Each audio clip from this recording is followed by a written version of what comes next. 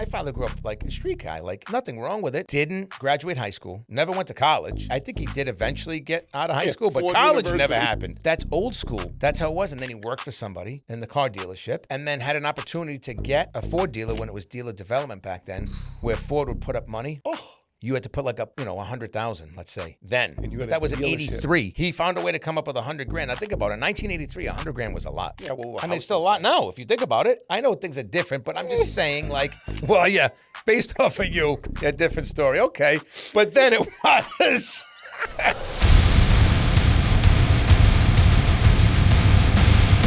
Hey guys, what's going on? So it's Todd Rizzo here. You probably know me from Rizzo Automotive. I would think anyway. But now we have something new. We're introducing the Todd and Todd Podcast. I'm Todd Rizzo. This is my co-host, Todd Del Forno. And we're here just to kind of, talk about some interesting things and just rip it, really, from how we started, what we do, how we know each other. It's going to get pretty interesting. So I hope you guys are prepared for this exciting adventure to come. Yeah, with that said, Todd comes from a family from a long history in the car business. Once upon a time, we kind of knew of each other, but we really not had a lot of opportunity to hang out and spend a lot of time together because for those of you who do know, the car business is another industry that typically doesn't sleep.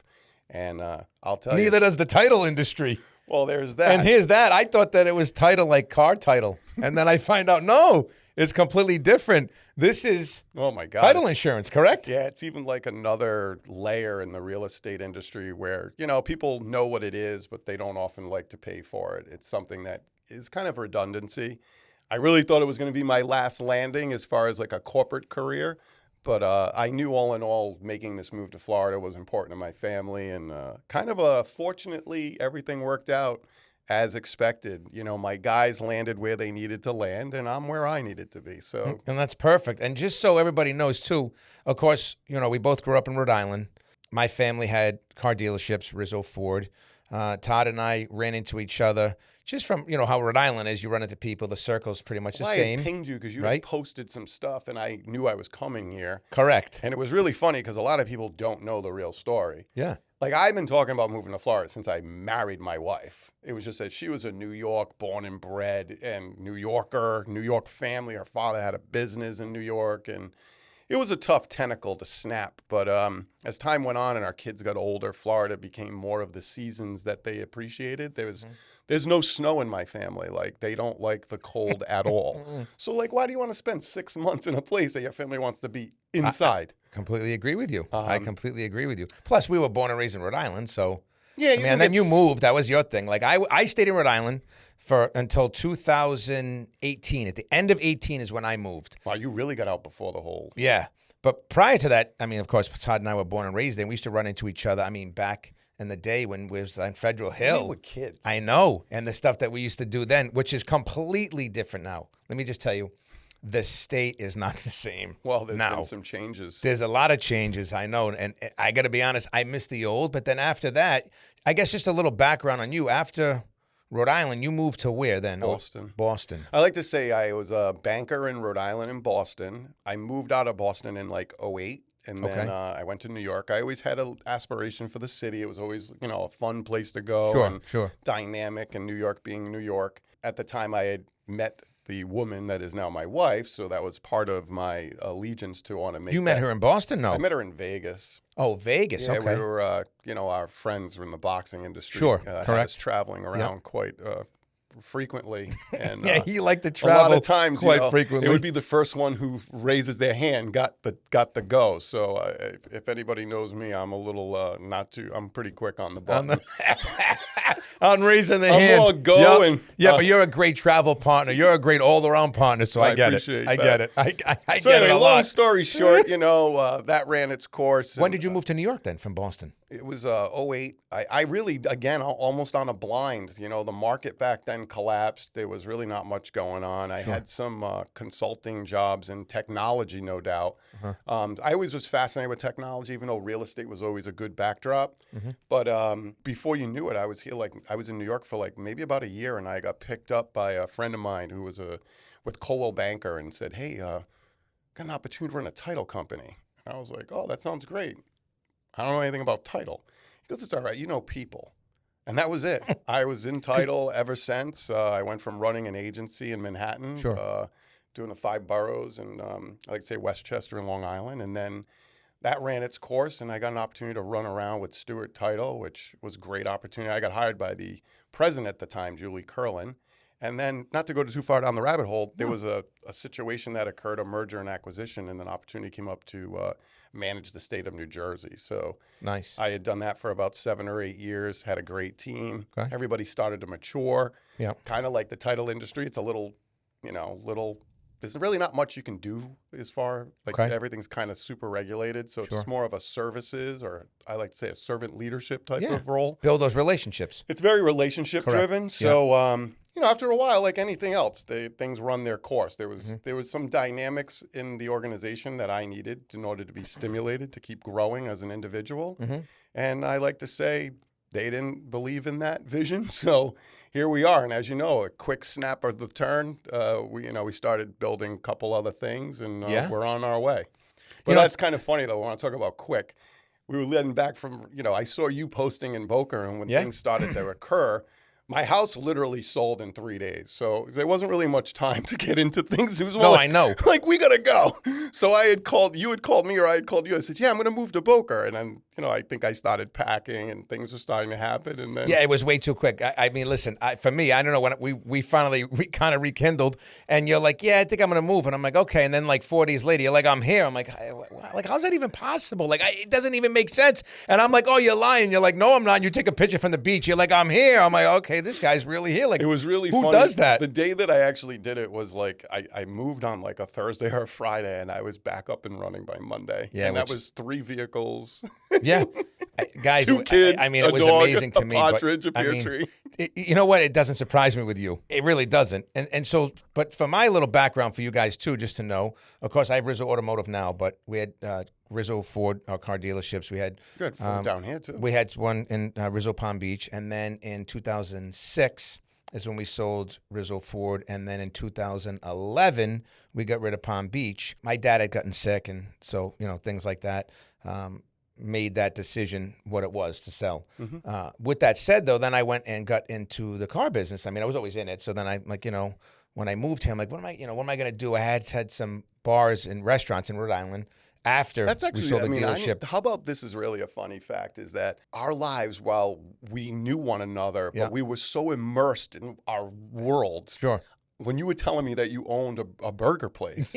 I was like, first one in Rhode Island to have to build your own burger. I was like, wait, what? Yeah. And wait, the sick part is I never heard about it. I know. But when you get into the history of it, it's because that's when my life was going this way, yours was going this way. Yeah, because like I said, we opened that when we sold the dealership. So I think I started in we sold in 06, right? So I think I opened the burger place in 07, 08. Yeah, 08. Yeah. So you were already. I was in a New York state of mind, and you were in a make your own burger right? And I had no idea, first of all, guys, no idea. Like, I like to play cook, but I had no idea what I was doing. No way. No, I mean, honestly, like when I opened. You showed me the pictures. You look like a professional, chef. right? I took a shot. We had some real estate that we owned. So the tenant had moved out. So I'm like, you know what? What are we going to do with it? Like, okay, let's open a build your own burger place. So like, I have that creative mind. It's just when you implement it is the thing. Like, I get implemented, but not maybe to the fullest because I didn't know what to expect. So, with permits, and it took not a year, about 8 months to open. And then so when you open, it's like, okay, well, where do you get staff from? Like, I know car business. I don't know cooks and licenses and things. So I'm like, okay, well, Johnson and Wales. That's a good plug, brilliant. Right? Right, yeah. So I reached out to a friend of mine who was a big chef in Rhode Island, owns a bunch of restaurants. And he actually helped me. I got to give it to him. Kevin Malonzi, the best. And he was like, listen, Riz, let me just take the reins over. I'm like, yeah, Kev, because I have no idea. He helped you with all the equipment too? Equipment, built a menu. Oh. Even came up with the name. I got to give it to him. I still to this day tell him. So the name of the place was Ozzy's Burger Bar. Or Ozzy's Steak Burger. I changed it when I got my liquor license, but originally it was Ozzy's Steak Burger. Oh, wow. And everyone's like, Ozzy's, O-Z-Z-I. I'm like, yeah, it's Rizzo backwards. Take the R out, and it's Rizzo backwards. O-Z-Z-I. R-I-Z-Z-O. Yeah. He came up with it. I'm like, Kev, that was brilliant. Like, absolutely brilliant. So move forward now. We get staff. He gets me in. We open the place. It's insane. People are like waiting for us to open. You know, we're promoting it. We open. We are just absolutely killing it. Problem is, we couldn't sustain making the burgers fast enough to get the people to go. Like, you know, lunch started being like supposed to be 20 minutes. Like people have an hour for lunch. Okay, burgers are like 15, 20 minutes. Then we're like an hour. Then we're an hour and a half. Really? Yeah, it was just because we could not handle the amount of people that were coming in. You know, that's what fascinates me about the restaurant business in general. And we go out a lot, which, you know, it's part of our course of action, I like to say. I think in being in sales, being with people, like, you got to be out. It is what it is. If you can only do so much behind screens. I've been saying that for years, even before we had to be forced behind screens. But my goodness, I mean, the amount of detailed preparation, and I like to say having a restaurant is like having a family holiday. I mean, supposedly you have a big family, assuming you have a big enough family. Yeah, of course. It's like having a holiday every single day or twice a day. Lunch, dinner, 50, 100, 200 tops. Crazy. Just think of the intensity. I know. I go in the back of that new deli that just opened down here. I mean, AJ. Yeah, AJ's, yeah. And I'm just like looking in the back, and you just see all the formations of these kitchens. Like, it is a operation. It was a great, I have to say, learning experience for me, because even with that, we still won Best in Rhode Island for Best Burger, right? Then we were featured on Phantom Gourmet, which, if anybody knows in Boston, is a great cooking show in Boston. And at the time, the best part of that story was we were featured for Battle of the Burgers in New England. And one of the restaurants that we went up against was Wahlburgers.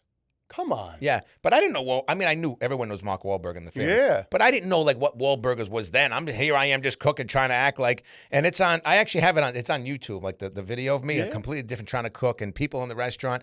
And the best part is when it comes to those shows, I learned you have to have people in the restaurant, because if people don't happen to show up when they film, it looks stale. Yeah, stale. So I was worried. I'm like, wait a minute. Like, how do you know? I mean, we're in Warwick, Rhode Island. We're across from the airport. That's where we're located. And nothing against Rhode Island at all. But it's not like you're in a big booming city like, you know, here or California or maybe in New York, where there's a lot of people. So chances there's are only like 1 million people in the whole state. So my point is like, how do you know that they're going to show up at your restaurant that day? You know, and you reach out to people, hey, you guys want to come in? Like, you know, but you don't want to make it too skewed.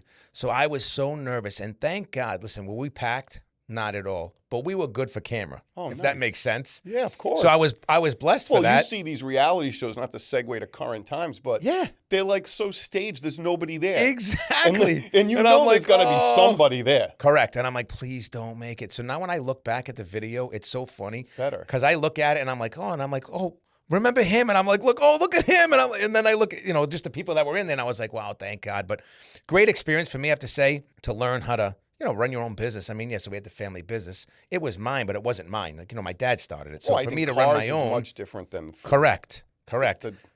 And now move forward. So then I come here in 18, and then I'm like, what am I going to do? Like, it's time to move. I want to get out. So I'm like, all right, I'll go work for a car dealership, because that's what I know. So I was blessed to have a good run working for a car dealership. You did work down here. Yeah, from at the end of 18, so 19, I got a job working at a Chevy store in Fort Lauderdale, and then with a big dealer group. And as they bought more stores, they kind of moved me to stores, you know, another store to kind of build that up, go with a certain team. Like, you became like the opener. Correct. And then after, it was right till COVID, I think. And then right after COVID is when I'm like, you know what, this is just, it's a lot. You know, you're talking 80 hours in the car business. That's what you work. There's no way around it. And there's nothing wrong with it. I love it. But it just gets to be a lot. It wears on you. You know, you're working Sunday. You get a day off and then every other Sunday. So 1 week you have 1 day off. 1 day, you know, 1 week you'll have Sunday and your day off. So it just became a lot. And I'm like, you know what, I got burnt out. So it's like, what are you going to do now? And then I get the phone calls. Hey, Rizzo, what's going on? You still at the dealership? No, I don't work there anymore. Okay, well, can you get me a car? I mean, yeah, I can, you know. Sure, what do you need? Well, you know, A, B, C, D, whatever. Well, can you get me a Ford? Can you get me a Dodge? I'm like, well, yeah, I'm not there, but, you know, but at that dealer group, yeah, let me make a phone call. And I started saying to myself, like, why don't I try to turn this into a business? Because here I am.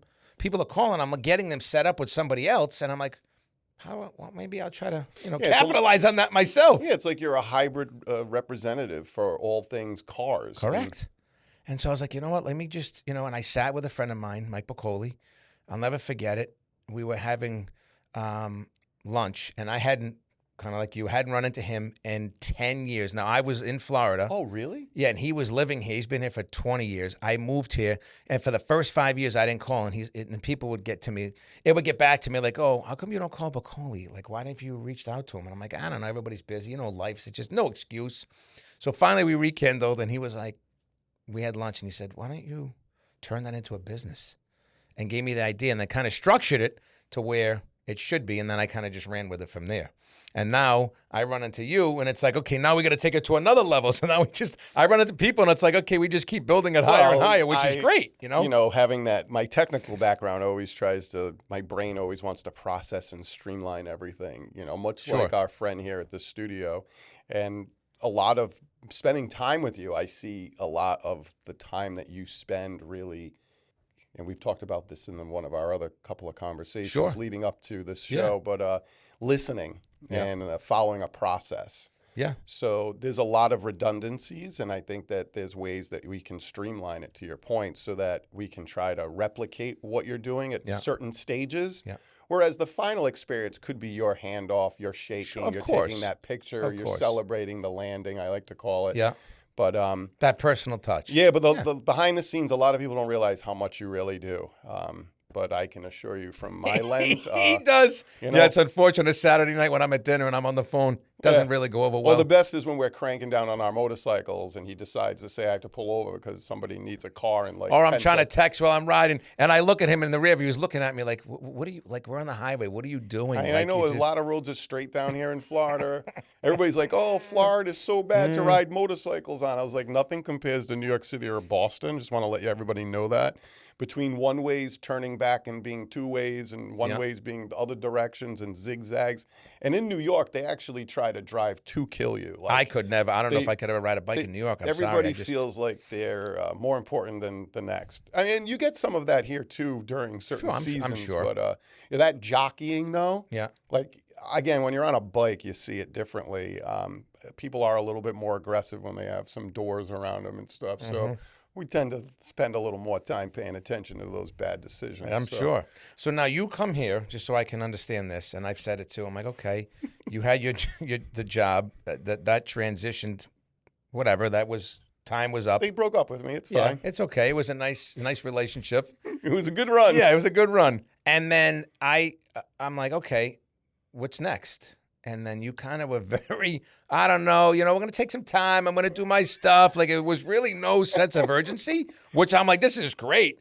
But, it's like, okay, well, he wants to do stuff, so let's go out, let's do stuff. And I'm trying to get it so I can go out with him, which is, a little difficult because I have clients. But we put that aside. Now I understand from what I've heard through the grapevine that you've had some businesses that you've opened in the meantime. Yeah, there's a few, which is, I'm very happy for you. Congratulations. Thank you. But I'd like to hear now on them if we can. Is it finally able enough to... Yeah, we can flirt a little bit. We can flirt with it. I mean, it's funny how life goes because, while I like to say throughout my career, a lot of people never gave me enough. I always make things look easy, as you've noticed. Sure. A lot of times I just do it. I don't really ask or whatever.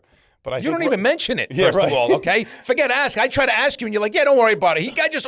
He just literally overlooks me. I'm like, how did you do that? Yeah, don't worry about that. I'm like, okay. So conversation. I've come to realize, maybe it took me a long time, but like I was saying to you the other day, someone brought to my attention over a cigar. Like, he goes, you're like cooking in a kitchen. He goes, all you're doing is cooking. I'm always putting something together. That is 100% true. So there's always things that I'm connecting or building or developing or setting up. I was doing some consulting when everything first hit the fan. I segued and did some consulting, and I did get some opportunities right out of the gate, which was super exciting because coming from like 9 years of W-2 and waiting for you, every 2 weeks, that program we'll call it, to where you're completely independent and somebody calls you up and says, hey, so we would like to ask you if you're available for 10 hours of consultation, and they throw numbers out that blow your mind. I mean, $500 an hour, $75, $1,500 an hour is like not on the table. And that's what I'm like, wait, what? And they're like, we just need 10 hours, but if we go over 10, we'll pay you for the extra hour. And that's when I was teasing you, saying like, I felt like I was in that boardroom again where like you're done with your meeting. Yeah. And there's always that person at the end that says, well, wait, can we just go back and review whatever? Sure. So I found myself wanting to do that. No, I'm kidding. But if you do go over, in some cases they give you a 2.5 or a 5. Like it's a different world. And again, I wasn't aware of that up until then. So I kind of felt in the beginning that was a direction I was going to go. Yeah. Then, as you know, I had this compounding pharmacy interest. Yeah. Correct. But again, that kind of went in a different direction that I wasn't comfortable going. But Tough business, so you got to make sure that's right. Yeah, well, we ended up having some people we knew that were in that industry. Sure. That unfortunately, I like to say, orange is not typically a good color if you can't go outside. Correct. That is 100% correct. Yes, it is. But then life kind of like happened, like we talked about. I had a friend that I had a friend in New York that had a very successful company. I'm still not saying anything, but it was contracting and renovations and painting and things of that nature. And that's kind of where the funny is. So initially we were like, oh, let's open up a little painting company. And that's what because it's so popular and no one shows up. It's like this whole, there's a whole bucket of opportunity because of the lack of follow-up and professionalism, let's say, in the industry. Sure. Well, it ran real quick because obviously one of my first initiatives was to go hire crews. So we put some ads out, and I think I built it up in like 1 week where I, let's say, met a dozen crews. Well, I remember you were telling me that. A dozen. Yeah, I just banged it out. Correct. I was like busy. Yeah. That's kind of how I do it. I just do it and done, and we'll see where we're at. Well, the funny story is out of 12 crews, which is, 2 or more people on a team. Sure. And these are professional painters that have licenses, and some have GC licenses, and they're looking for work. How many do you think, okay, let's say I had 4 appointments in one day. I'm kind of giving this out, but I would say, how many people do you think showed up? So I am kind of leading. For the 12. Out of the 4 in one day, let's just say I had 4 appointments, 10, 11, 1 and 2. And they're only like 30-minute appointments. So and these were for the actual workers to show up. Yeah, they're looking for work, and I'm saying you would think all 4 would show up. Right. I mean, the way that really? I mean, come on, that's a dead giveaway. What are you going to say, 1 showed up? I'm not kidding. 1. Come on. 1 out of 4. First of all, 2. But yet they want work. You're telling me. So people need work. 2 had the courtesy to, 1 called, 1 texted, 1 no-show. Still don't know what the guy is. Yeah. And 1 did show. And the problem was the one that actually showed, and I say this kind of to just give you the best picture in your mind. Okay. You have dogs, right? Yeah. Yeah. You wouldn't let this guy walk your dog, let alone let him in the house of a client to go paint a door.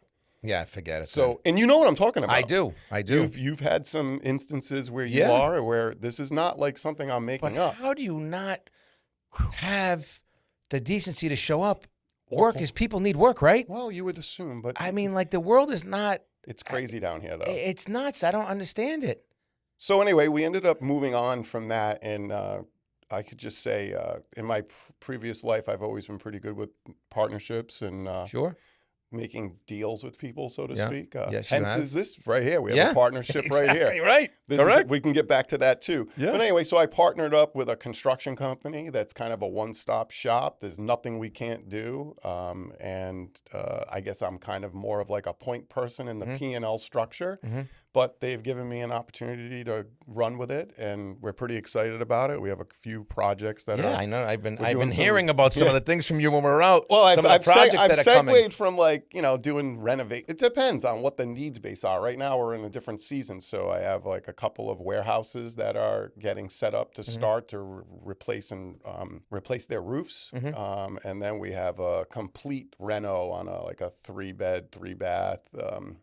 It's like a 30-year-old house that just needs to be gutted. Nice. So, but these projects are exciting. Yeah, they're day to day, and then kind of leading into what will be our next guest is kind of going back into the real estate thing. So originally in Rhode Island and Boston, I was a banker, and I've kind of can say that I've found my way back to being a banker again. Nice. But again, I'm still in the kitchen, so I'm a little out of the product knowledge, so to speak, because so many things have changed. But I partnered up with somebody that I've known for the last 30 years. He's excellent. He was in the business already. And then when the opportunity came for us to work together, it was kind of like something. Just made sense. Well, as you met him, we worked together years ago, and then I I left because I had the opportunity to work for Buddy Cianci. I remember as that. like his like advanced guy with Scott I Millard. remember that. I and forgot could go, Scott Millard. I could go down the line. I talked to him a few months, like 6 months ago. Brian McKinnon, if you're out there, yeah. you know. B-Mac? B-Mac and I used to always hang all day, every day. Wow. And there's a few stories where maybe I get him on the show too. We'll go B-Mac. back. I've never met anybody who knows more celebrities than B-Mac. He's got more pictures when it's birthday time. If you've seen him on Facebook, he'll put the pictures of happy birthday Gladys Knight, happy birthday Smokey Rock. This guy knows everybody. In the music industry, and he does that golf thing. He does, and his daughter is actually a She's great a singer. great singer too, Yeah, yeah. great singer. And his son's a weightlifter, like his cousins, Bobby and Billy Pastor. But I totally forgot that you worked for Buddy Cianci. That's I did that for about a crazy. year, and then realized that the city hall wasn't going to afford my lifestyle, so I went back to banking. Still, but that's real amazing. quick. Buddy was the best. I got a T-shirt of Cianci. I found one in Newport. I was in Rhode Island last summer, and I went to a little T-shirt shop in Thames Street, and they had a Buddy Cianci shirt, like Corruption or something. I don't know what, but it was legendary. And I said to the guy, I got to buy this. I had to buy 3 of them. I got my brother one. I get the guy's card. I'm like, dude, I want to keep buying these shirts. So I wore it on the motorcycle one day, and I did a video. I'd like to do, sometimes I do the selfies. So somebody, forget the bike, forget everything. They were like, dude, I love that shirt, Rizzo. Where'd you get this shirt? That's awesome. Yeah, because that guy was legendary. the best. In the beginning when it was in the 90s, and people look back, and a lot of people have opinions, but when you got to really know the mayor, like, originally as part of his advance team, you're only supposed to go out with him once a week. But I had gotten the role because I was from Rhode Island, and there was a lot of mutual connections. I actually beat this guy out that was like a political science major in like UConn or something, but he wasn't from the fabric of Providence. And you know how Buddy was like so passionate about Providence. And that's where I was kind of segueing. To really know him, he dated the city. He loved the city. He did. That was his thing. And so a lot of times what we would do is you take the advance car, you go to the event in advance, and he's at another event. And then while he's on his way, he'll call you and kind of ask you who's there and what's going on. Is there a spot for me? And that's how it would go. And then you jump in the car with him and go to the next event, where then you'd pick up that car. And it just kind of kept going like this. Wow. So you think about why I got good at it, because now that you know how my brain works. Yeah, of course. So then eventually... You're always one step ahead. Yeah, so then eventually it went like this. Yeah, tell that guy to stay home. Just have me ride in the car. We don't need advance. Really? Then it got hectic for me because I I wasn't that loose. I had still stuff to do. But what he would do then was I'd sit in the car. I mean, he would sit in the car and I would just go in, scan it quick, or just call and come back. Because I was efficient. I remember when he had That's why when you see me when we go out, I still do it to this day. You scan? No, just the way they there are some things that we went and got classes as far as not security, but we had guns, badges. So there were some classes that we took to always be aware of your surroundings and perimeters and all stuff. But that's why I always do that. It's like part of my. I've seen. I know. It's like a habit. Like I'll always go around everything and then I'll settle. Yeah, I know. I think it's almost like from that. It's just ingrained sure in my brain. But I remember when he used to live in the Biltmore. Remember that? Yeah. The Biltmore. He had that suite. I'll never forget because I used to go to that, and that was the big thing. He lived there for a long time. We went to his house too, Power Road. Oh, he had one there too? Yeah, the house. I say Power Road, but I think it was Power Road. That's where his house was. That was probably after the Biltmore. Oh, was it? Okay. Or maybe he went back to the Biltmore after the house. I mean, I was there 96. Missed that home. Just before Plunder. Another great hotel. Not the same.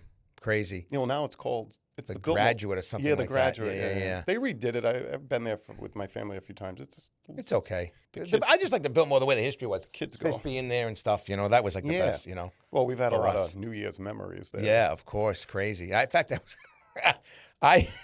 It's funny. I was engaged, and so my first engagement, let's say 2, but it's okay. That first one, that's where I was going to get married. Hopeless romantic. Yeah, that's where I was going to get married. That was at the Biltmore. Well, I would imagine. And then at the time, and I probably shouldn't say this, but it's okay now. But at the time, there was probably, I think, 3 weddings of people that I knew that got married there and all got divorced. So I was like, well, maybe this was a sign because I booked it. But it was funny and somebody had said it. They looked through and they're like, oh, remember so-and-so got married there? Yep, they're divorced. Remember so-and-so? And I'm like, what? They're like, yeah, so you got lucky. I'm like, I guess if you call it luck, yeah, maybe. I don't know. But it was the running joke then, especially in Rhode Island, superstition. Well, it's very small. Yeah. So that's why I was like, oh, okay. So maybe it was a good choice. I don't know. But, the good thing is we're here now. I'm glad. And so back to Boca. Yeah, back to Boca and this wonderful podcast. I mean, this is going to be great. I'm really looking forward to.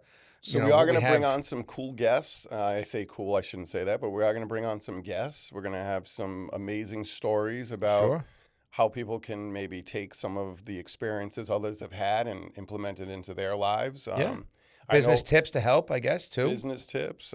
There'll always be interaction and networking with us because as far as your product is concerned, I mean, if there's anybody out there who does need a car, I mean, I didn't realize you're almost national, right? If you need to be. We do. We're 50 states. We built that through connections, contacts, right? People in the business, like with us having the dealership and making those contacts. A lot of those people that, my father was friendly with, or the owners, they have their sons. Mm-hmm. So their sons or daughters took over the company. So that's who I reach out to, or the general managers. Those are the relationships that I built. 100 years, you have a 100-year history. Yeah, between my grandfather owning an Oldsmobile dealership. How crazy. And then my dad, taking that. So those relationships, of course, people listen, they move on, they pass on. But in this business, it seems like, and I'm sure it's probably like that with all businesses, I would say, but I can only attest to the car business, is that if you get within a group who stays in there, their family, it's usually generational, right? Mm-hmm. So it passes on. So you still get to keep those contacts. And sometimes you have to make new ones, but you at least have a foot in the door. Yeah, of course. Where you can get that. And so that's what sets us apart, like for my business, is that we have those contacts and connections. So that's how we get the pricing. And segueing from that, a lot of times we always go back and forth with people listening. Your process is fairly simple. And even when you and I first started talking, like we've been going back and forth with this because we've flipped a few cars or two in the last 6 months. I'm a little aggressive, but whatever. I like cars, so I feel like. And you gave me a great contact too, I have to say, because of that.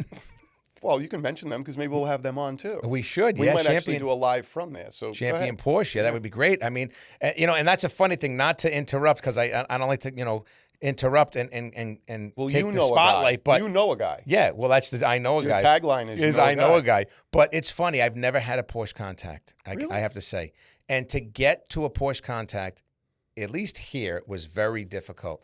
Okay, and I get it. They don't need to discount. They don't need to do anything. Porsche is Porsche, right? Yep. And so, well, that's how it started. You were like, "Oh, I got to find a Porsche." I go, "I have a guy." Yeah, he was like, "I know a guy." When he came, he got his car there, right? So he's like, he brings me. Now this guy is one of the best. And then I was like, I was in awe. The guy gives me a deal, and I'm like, "Wait a minute! Everyone's telling me Porsche doesn't negotiate. They don't discount." Well, I'm sure certain cars, but yeah, it's true. But I have to say, again, for my business, it helps to know that I have somebody within reason that will do it because that's what sets us apart. But this is also the point, like that experience alone, like this is a good topic because it really kind of uncovers what you were just describing as having a history, having a knowledge, having like the what you know versus what the consumer doesn't know. Mm-hmm. And the thing is this, we used to say this all the time in other businesses, you're selling many, many cars a week. As a consumer, you're buying a car every 2, 3, 4, 5 years on average, depending on what your terms are, right? Correct. So your knowledge base is not going to be as in tune as your knowledge base. So that segue to what you were describing with the Porsche dealership was really that every dealership has cost and margin in every car. Like there's no car you're going to get for free or below.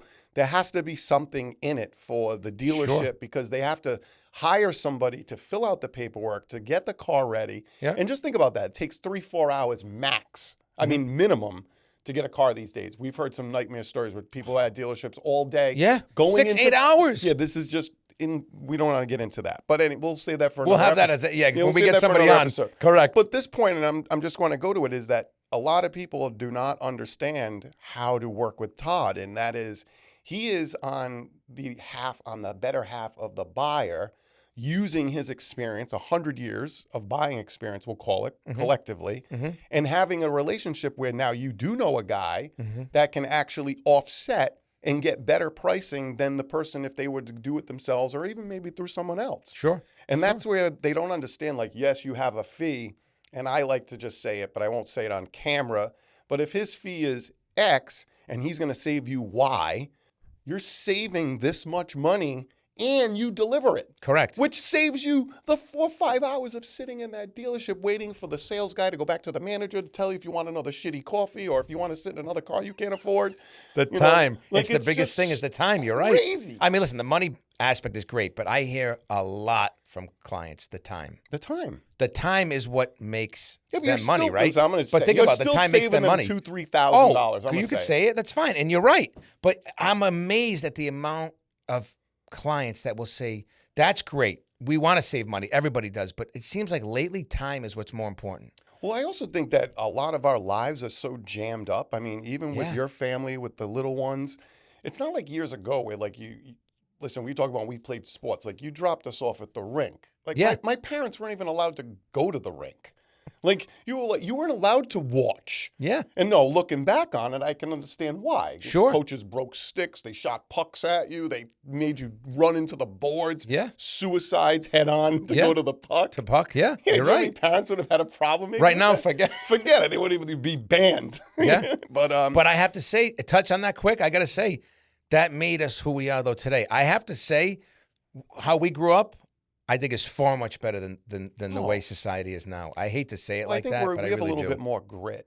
Yeah. Is what I like to just say. It's a little more grit, a little more grind, a little the, more get up and go. But now the kids, like your kids, my brother's kids, and niece and nephews, having that old school parent, I like to call it, like how we were brought up, those kids, they have that, you know, and it's tough to see. Like I like to always say, and people say it all the time, I know, you have an education too, on the street and college. Right now, it just seems like it's all college. There's no street education, I don't think. Yeah, the other thing too is like a lot of parents, okay, so you're appreciating how we were raised. Yeah. I am also appreciating that freedom. I mean, think about it. We ride motorcycles. Well, part of that joy was stimulated when I used to have a BMX. And back when we were kids, hey, be home when the sun goes down. Or Isn't it funny you say that? We didn't have video games and all that stuff then. What did we do? Nothing. Yeah. I remember that. You're so funny, especially in Rhode Island. Like, when the sun's 7 o'clock. Like, you had to be in with the clock. Correct. And you realize it didn't matter anyway because the bugs would come out. Yeah. So you wanted to go home. Yeah, of course. Now, the kids don't even know what to do with themselves till dark unless they have a device or something. They don't even know what to do. We would figure it out. Yeah. How many times what about this? You're in a neighborhood or you at your yard or whatever. Hey, we all get our bikes. Before you know, we're all in the pool. We're playing kickball. We're playing baseball. Like, we're always basketball is big. We're always hustled around. These kids don't do nothing. And that kind of moved us right forward. Federal Hill, like when we used to hang out with the cigar bar. I'm saying like it was a little bit. It was the same thing. That was Manzo's joint. Yeah, Manzo's we should place. Get him on. We'll get him on too. Oh, Billy, that would be the best. But we never, if you think about it, we used to go there and hang. Yeah. There was never any violence, no crime, no arguments. Like, think about it. It was almost like the way we were with kids, right, with the kickball. We took it as adults, 18, 19, to the cigar bar and did. Listen, we all knew each other's place. You know, like, even the guys that could say, like, growing up in Rhode Island, listen, Rhode Island's been exposed in the last few years. Sure. So you can tell it's a little bit of a tough city. Mm-hmm. Boxing's very prevalent.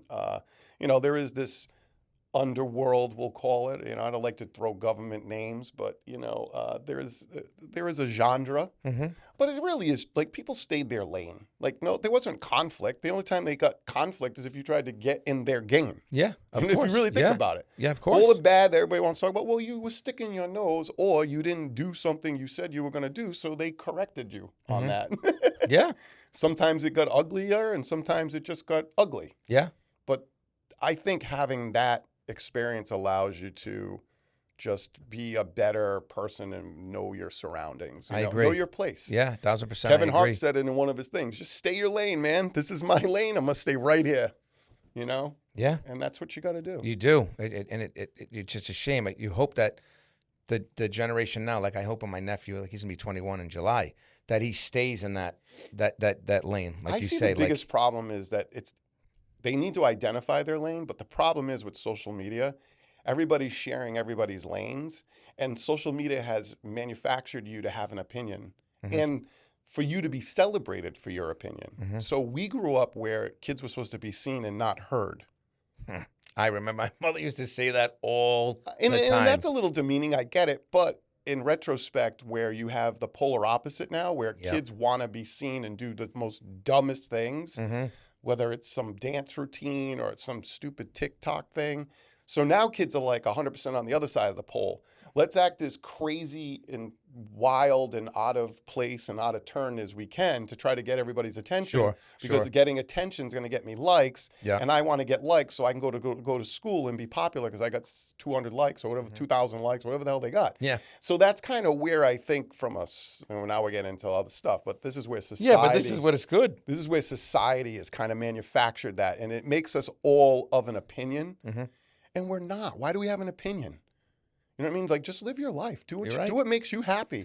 Why does everything have to wake up and be like, I don't like this, I don't like that, or that. Like, you listen to other people all day long. All they do is sit in the, like, go live your life, have a nice day.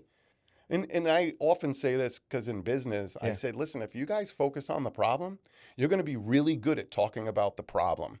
But if you focus on the solution, you're going to be really good about getting that problem solved by, executing that solution. Yeah, of course. But they want to execute talking about the problem all day. Yeah. And you find in life a lot of people operate that way because when you think about it, people find it easier to complain than they do to do the work.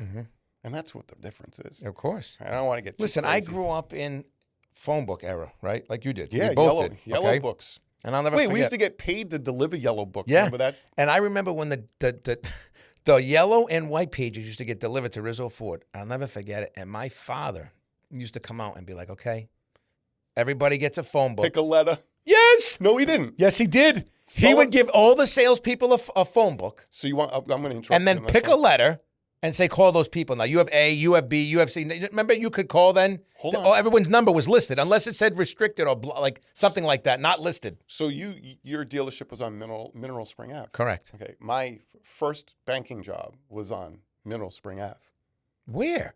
Well, it's Union Bank with Bill Sullivan. Wow, I remember that. So he made me be the first one to come in the office. Yeah. To like show to show me the leads that he had gotten the nights before. And then, Now, what was this, for mortgages or just? Yeah, this was like my first real job. Like, So not banking like in banking, the teller, not teller, but well, like mortgages. No, it was initially to be a loan officer, but Okay. I got taken through the whole process of the bank. Sure. So anyway, my whole point to you is he had this like lead generation thing, Yeah. and a predictive dialer back then. And this was like in the late 90s. And he did the same thing one day in a meeting, what you just said. A phone book came. Yeah. And there was like 12, 13, 14 bankers at the time, and maybe less, but nonetheless, he said, everybody pick a letter. So I'm wondering, That's like, crazy do you think how you about the picked on old that. school Yeah. way? Like your I dad, know. this guy, they're both the same No, age, same probably. thing, correct? But that's how But we pick grew a up. You letter. would only pick a letter. And that was it. You picked a letter and you just, the white pages, and you just dial. Correct. And there'd be like 87,000 Smiths or like, remember all the names? Correct. Yes. But And how in- you would just call and be like, hey, I'm and the- Todd Rizzo. And the print was like this big. You couldn't see it. Remember you used to do the little I line? know. And then And you then- color-coded it. Yeah, and you have to call me, hey, I'm Todd Rizzo. I'm just wondering if you're looking to buy a car. Like, hey, I'm from Rizzo Ford. And they're like, either like, don't bother me and hang up. Or they would say like, actually I am. But I'm buying it from so-and-so, or I already have a car from you. It's funny. Is my salesman still there? No, he's not. And then, okay, well, what was you looking at? I want an Escort, a four-door Escort. I remember like $99.88. Imagine that. That was like sticker price. $99.88. What about the Ford Mustangs? Yeah, those have lived on, but like the Tempo. I used to sell God, the the Tempo, Tempos. the Probe GT, like the vehicles then. But that's how my dad was a Getz phone book. Like, good luck. There was no. What was the we didn't have any Ford- internet Oh, then. the Crown Vic. That was Crown the Ford. Victoria, yeah. We didn't have any phone. Think about it. We didn't have any cell phones then. It wasn't No. until later, We had pagers, pages. We had the yellow pages. push button. We were out of rotary dial. Yeah, and Kids then don't we even had know the rotary. Did you ever see Providence that? Journal. I used to remember all the odds. The Journal. And if you were in the sports section, that was like big. And it cost more money. So we would run the ads in the sports section because what do people like to read? Yeah, right. My Sports. father was always like, you got to be in the sports section. That's smart. Yeah, because everybody wanted to read sports. Didn't matter who it was. Even And remember that back in the day, too? I remember the Saturday paper had all the car insert stuff. Yes. You don't even see. I Think about like we had COVID, right? Like think about all the stuff we grew up with. Like the dirty paper would come to the thing. And look, we were fine. Used to get our hands just to get black. And it's funny now. I'll say to somebody like, I'll literally slip and I'll be like, well, why can't we just advertise in the paper? And they're like, did you just say the newspaper? And I'm like, yeah, like I forget. I'm like, because that's how I was brought up. Like there was no Facebook or Instagram to advertise in. We would just take an ad out in the journal. And sometimes I'll slip and people are like, wow, we're really showing your age. And I'm like, what? No. There's no paper. Yeah, like, but that's just how we were brought up. know. And it's so crazy how that old school mentality just doesn't leave you, you know? Yeah. And that it actually brings to, for me, with the dealerships, like some of the dealerships that I deal with, the big auto groups, you know, like the Greco Automotive, Phil Smith, the Napletons, like there's a lot of established relationships. So wait, flipping that 1 second. Yeah. How many dealerships came from Rhode Island that are here in Florida? I can tell you, I mean, Greco Automotive Group's one of the biggest, right? Smith. Well, that same one. That's all network. That's New all England, the same, yeah. the New England network. Yeah. And then you have guys from New York that are out here now. Some of the other groups, they're all saying big, but there's some bigger groups that are just like, Taskers. well, yeah, the Taskers are here now. They're in Florida, Yeah. correct? Yeah. But I'm They're saying in Bradenton. when you think about Rhode Island, again, being the smallest state in the union, there's a lot Produced of a talent. lot. A lot of talent has come out of that state. With, Yeah. In a lot of different industries too. Like you often, I'm just saying because you and I have No, you're right. traveled a lot. And we were and- one of the first, though, to come to Florida. Right. When we had Rizzo, Palm Beach, Lincoln, Mercury. That's when they had Mercury back then. I imagine. But You see all the migration of all the different people, and it's funny Correct. how a lot of it ended up finding. well, that's its what I way was going to here. say. Like when you're dealing with the people from the Northeast, it's just completely different. I have to say. Like even at my brother's store, he runs a Kia store, Mitsubishi for Phil Smith, and they have that old school mentality. I think he tries to put some of that into his employees. You know, it's different because things are different now. But when you still have that old school, like get your hands dirty work ethic, it's completely different, you know, and that's what I think sets a lot of the stores apart is when you have somebody or a few people that have that instilled in them, because that's what makes it. I really believe that's what makes it. Like the ones that grew up with, you know, the yellow pages or learning how to like, you know, have to go through leads and generate, not just wait at the door for people to come in. Like there was no hanging around at my dad's store. Like if you were at the door and you got out of the car and you just ran at somebody, you were done. Well, I could go back when I was young, like 16. Yeah. Kachiri. Yeah. So we tried swinging a bat at Viking Cadillac back Remember in the that? day. I did, but you were right. Like I you know, to know me, I can't sit still. Number one, so you don't have to worry about me sitting around on a desk. Yeah. But what happened with me was I started floating around the dealership. I got bored. There was nothing to do. Then I ended up working at Inskip because I could be a driver. Mm-hmm. So I kept running the cars. That's when I got to run around with Tom. I got to be honest with you. That's probably what really got me in the car bug because I'm sure. picking up all these, like back then I was like 18, you had to be bonded. It was like a little quick job to do it, like after school. And I'd be like picking up Lexuses, Ferraris, whatever it was, Range Rover, Yeah, they had everything BMW. in. But you That's when Bob Godoyan owned you it. would bring their car to the house Yeah. and then take the loaner car back for Sure. them. And I'd go to Boston. I'd go all over. These Sure. weren't just local Rhode Island runs. They were like all over. And I'll never forget it. Like it was just, oh, and then I got, so when that was fine. When I was busy, it was great. Yeah.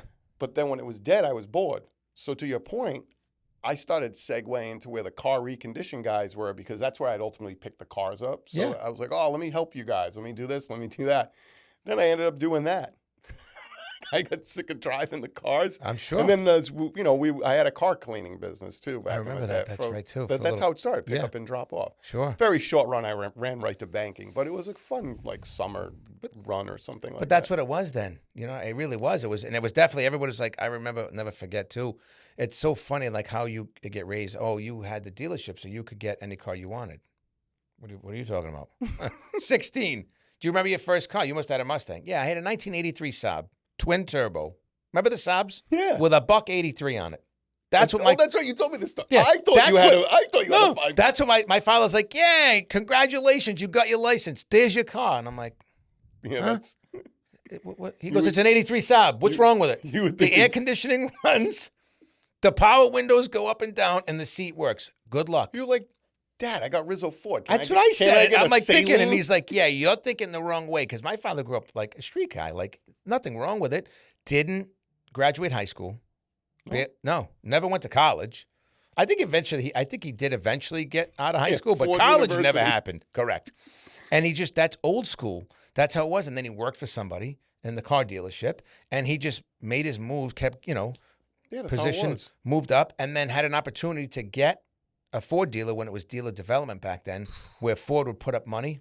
Oh, You had to put like up, 100,000, let's say, then. And you But had that a was in dealership. 83, and he had to get 100,000, put 100,000 together, and to get the money, they said, "We'll take care of the rest. You got to come up with 100 grand." He found a way to come up with 100 grand. I think about it. In 1983, 100 grand was a lot. yeah. Well, I mean, it's still a lot now if you think about it. I know things are different, but I'm just saying, like, well, yeah, based off of you, a different story. Okay. But then it was. And so he found his way. I remember my mother told me the story. They were 10,000 short. Yeah, to get it. And you obviously got it. he found a way to get it. And he said I guess he had a couple of friends, and he said, "Listen, I need," and they were like, "Okay." He goes, "I'll give you your money back, plus I'll give you Coupon. like a discount on the car, like invoice on a car." And they did it for him. Paid everybody back. Sick. Paid off dealer development, I think, within 2 years, I think it was. And he got Ford off his back. They weren't no longer a partner. You guys were there like 30 years. Yeah. But again, old school way. It's so that's what just instilled in me. And so that's what I bring with my business moving forward, is just that, that all around grit that was instilled from all this the is years. why you're hardworking, and I see where you need to create some boundaries. But Yeah. at some Definitely point, can't create the boundaries are a problem. You're right. Yeah, there just needs to be listen, every dealership does close. That's not the problem. Yours doesn't. Yours is open 24/7, and you can get these most random people who are out. Maybe they got a couple tequilas in them, and they're like, "Wow, I would look great in that car. Let me call Todd. Can you get me one?" And then, you're over here spinning your wheels, finding every black car the way they want it. And then Monday shows up and says, "Yeah, maybe not." I know. And then I know. you blew 2 days. Yeah, no, you're right. So But we're going to work on that we'll work during on this that. whole show. You'll Correct. see that progression. And we have some good things coming too for this show. I know we're going to touch on other things besides, 100%. us.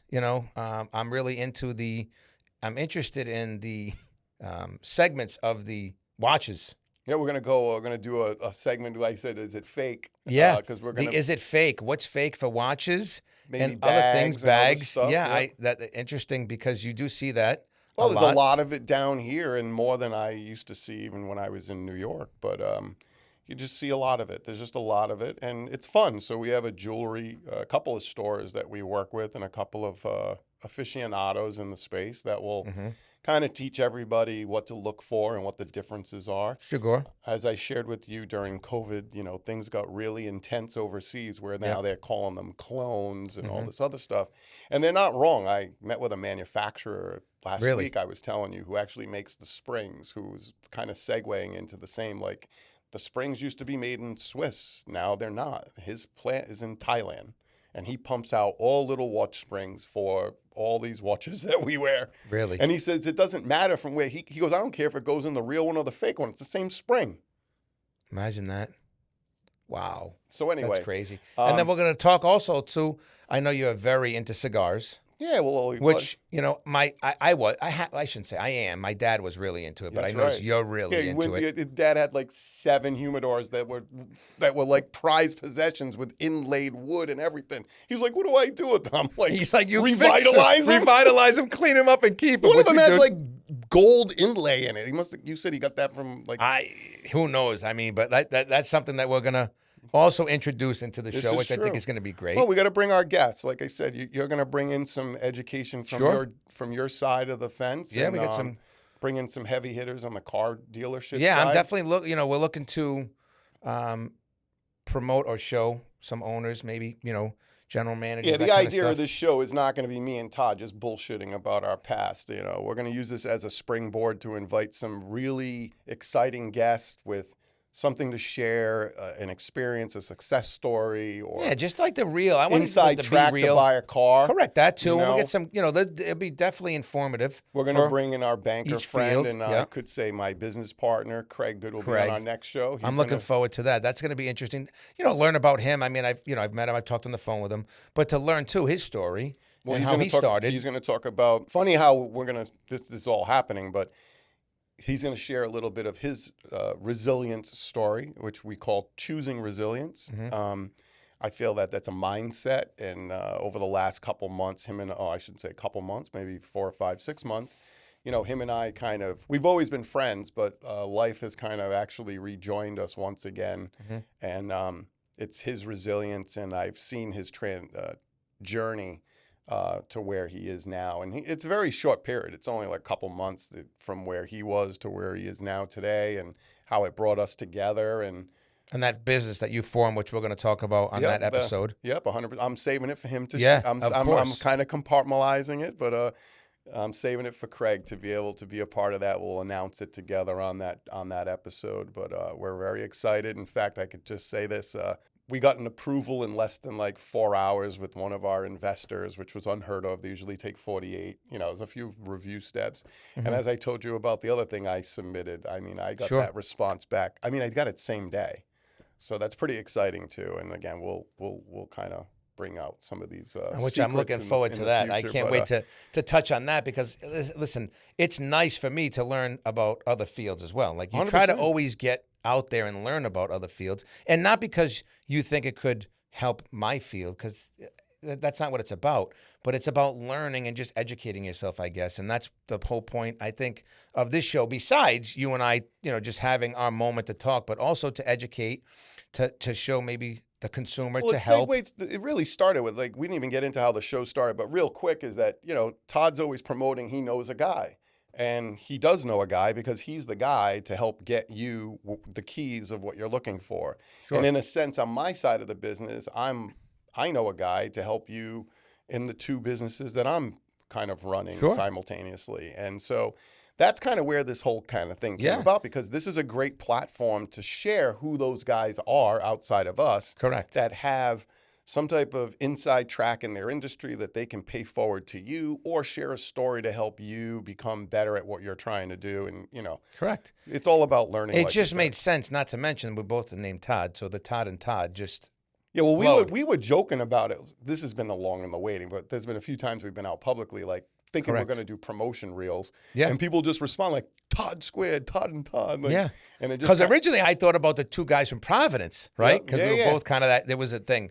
And then he had mentioned, he's like, wait a minute, Todd squared, Todd and Todd. So when we go out, he'll introduce me to somebody. They're like, hey, Todd. And he's like, that's Todd. They're like, 2 Todds? And we're like, Todds. We hear it all the time. And so it just kind of like made perfect sense. Well, plus if you just do Todd's podcast, it's multiplied, and it doesn't pigeonhole into like a geographical place. Sure. So, and again, with some of the people we're going to bring on the show, we want to make sure that we give everybody the right, platform to market. Because listen, at the end of the day, right? Podcasts are out there, and it's great, right? 17 million of them.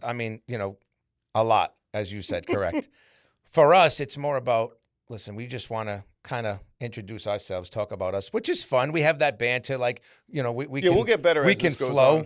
But we can flow, no problem. But also to make it learning, I guess, educational. 100%. Bring in some great guests, and then hopefully will be, educational as well. Something maybe we can all learn, including us. Because that's what I think at the end of the day it's all about, is just trying to learn and better yourself. Yeah, and like I say, give our guests an opportunity to use this as a platform to promote themselves. Sure, absolutely. We'll get some. I'd like to say I wish I could smoke some cigars in here, but it affects the studio equipment probably. But maybe we can do some tequila flights, and we'll see where the show takes us. That would be a good idea. Tequila tastings. Yeah, of course. Why not? We'll have some restaurant owners obviously be on the show, and some other folks. So. Just make it. It's going to be a fun, exciting platform. It may travel. We may be on location. That would be great. There's a few segments where we will be on location according to your schedule. Sure. Yeah. Exactly. I'll make that happen. Don't worry. That's no problem. Todd will be in the Keys next week. Coming to you live. That would be great. Now, huh? Wouldn't it? That would be fun. Sure. Yeah. So listen, there's a lot that's coming, guys and girls. So everyone just, I would say like to stay tuned. Yeah. We have some exciting stuff to show and to share. Who do we like, follow, friends? What's that stupid thing? But listen, everybody just keep an eye out for the Todd and Todd podcast. If you see the social media, share, like, follow, please. And, just be prepared for what's to come. We thank you all for looking out for us. This show was sponsored by Rizzo Automotive. Yes, it was. Thank you. I'd like to thank them for forcing me out on this platform to be on this camera, which I never want to be on, Yes. but here I am. Yes, We're that's trying it. new things. That's right, correct. So to the second episode, we can't wait. We're going to be having Craig Good on the show, so we look forward to Bentley that. Equity Loans. There you go, Bentley Equity Loans, and we look forward to it. So everybody have a great evening or day or night or whatever you want to call it, and we look forward to seeing you again. Thank you. All right, take care.